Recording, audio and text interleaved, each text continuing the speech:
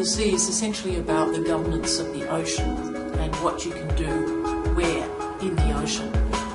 So a lot of the content of the Law of the Sea course is about how the ocean is divided into different zones, who has jurisdiction over those zones, what foreign flag vessels can do in those zones, what can the coastal state do in these areas, and what parts of the sea are global commons, as it were, and belong to the international community as a whole.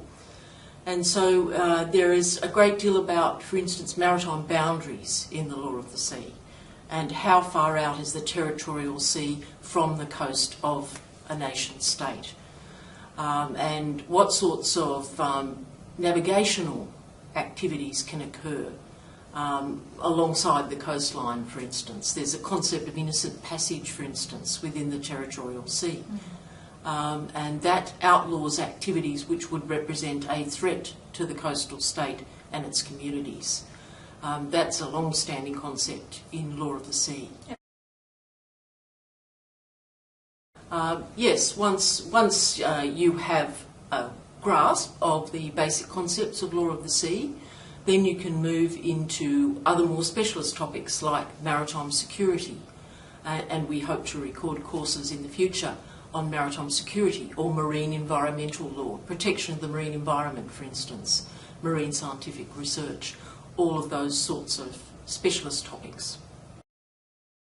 Well, again, courses long-run master's level and postgraduate programs in relation to the Law of the Sea and a variety of ocean-related areas.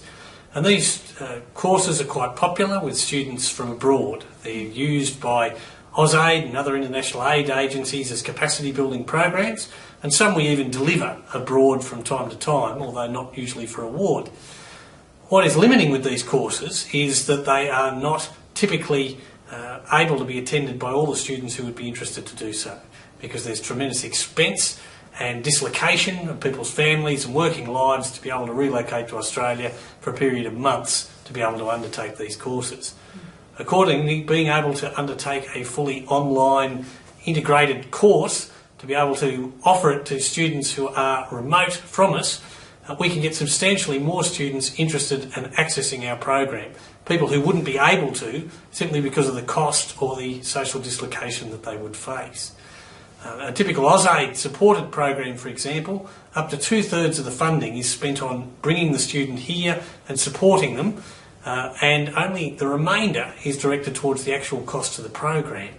We can get 3 students through our online program for every 1 that can do it if they come to Australia. And that's good for aid, it's good for capacity building, and it's good for the security of our programs into the future. Undertaking the MOOC was an interesting process. It was interesting because it gave us background information of what we would need to be able to do to be able to undertake an integrated, fully online program. We were keen to do this because we saw there were advantages, but we knew very little about it.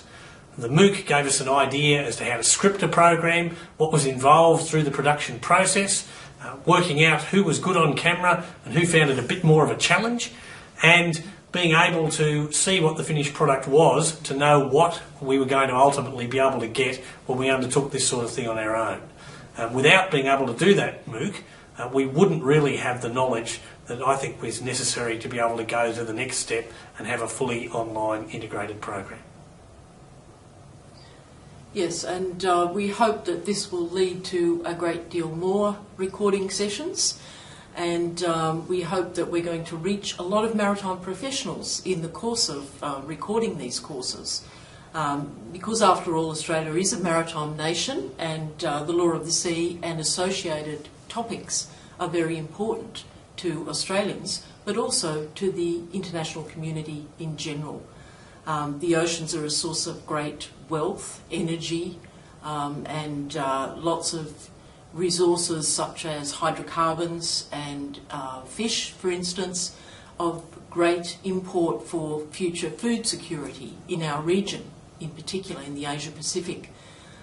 So I think that we will be conferring a great benefit on those who take up our courses once they're online and out there in the community.